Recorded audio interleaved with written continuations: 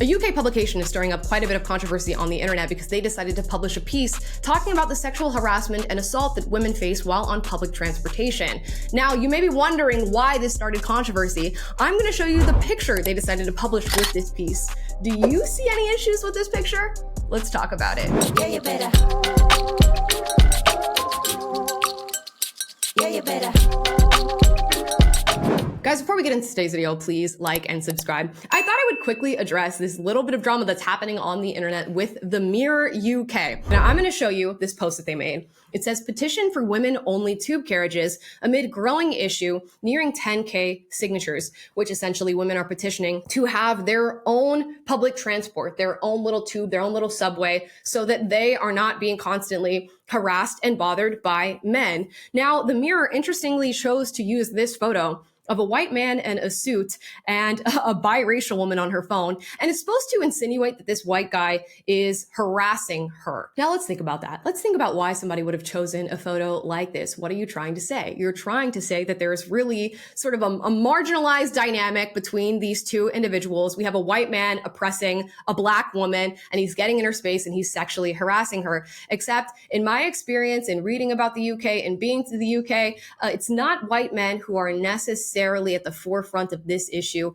with sexual harassment and sexual assault. So it's very interesting that publications are choosing photos like this. Now, this is not the only publication that has done this. I'm going to show you one out of Australia. This is titled, Invading Her Space Isn't Friendly, It's Harassment. Almost 1 in 2 women in Sydney have experienced street harassment in the last 12 months. And again, we have a black woman who's being harassed by a white man in a suit.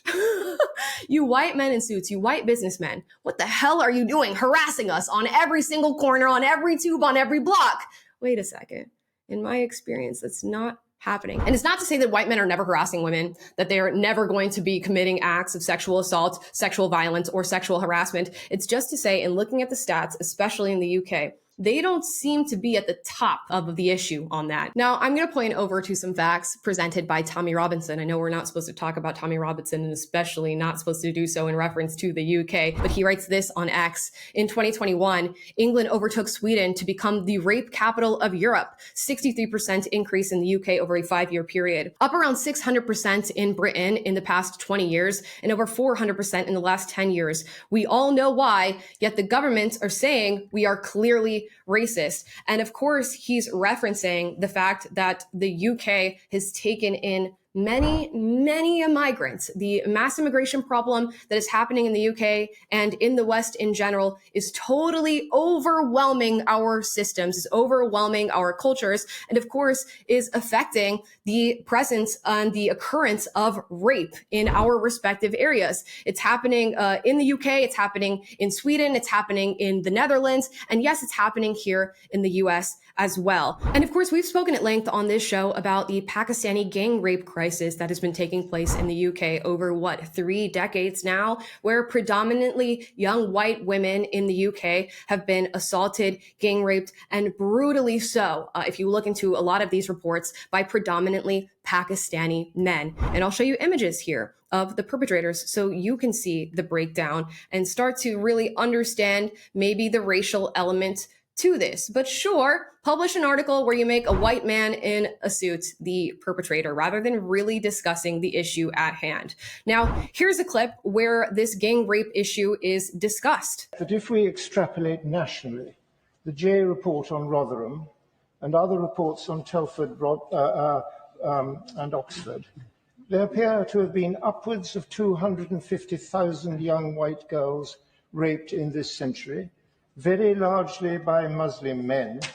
And given these girls are usually raped several times a day for years, so, my lords, what is the government's answer to the Chief Constable of Northumberland, of Northumbria, who has just said that there is every likelihood that these grooming gangs are operating in every one of our major cities?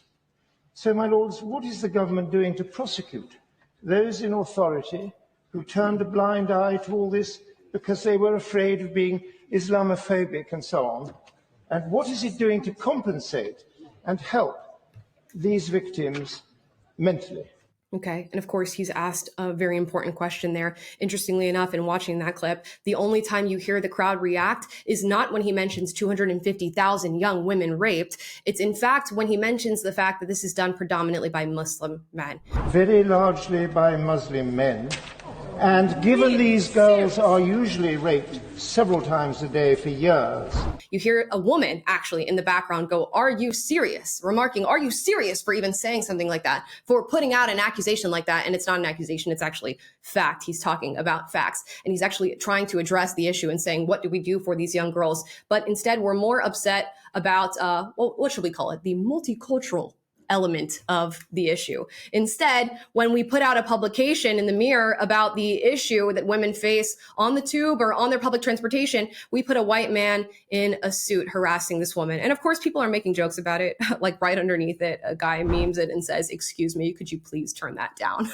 And that's actually probably what's happening in a photo like that. If a white man in a suit is talking to a woman on the tube. And of course, we can make jokes and make light of it, but also we need to talk about the true issue at hand here. And it may seem not worth noting, a picture like this being published by the Mirror, but it is, because this is a much larger issue than I think many are willing to talk about. And when you misappropriate this issue or sort of paste this issue on a different community rather than the one that we know is responsible, you're going to have an issue and people are going to want to talk about it. So hopefully we cleared that up today in this video. And while many will want to call this Islamophobic or xenophobic or whatever phobic you call this sort of conversation these days, think about whether or not it's true. And if you can be moved to do anything after this, look into the gang rape cases that are taking place all over the UK. Look into the reports, look into the different stories told by the victims of these men,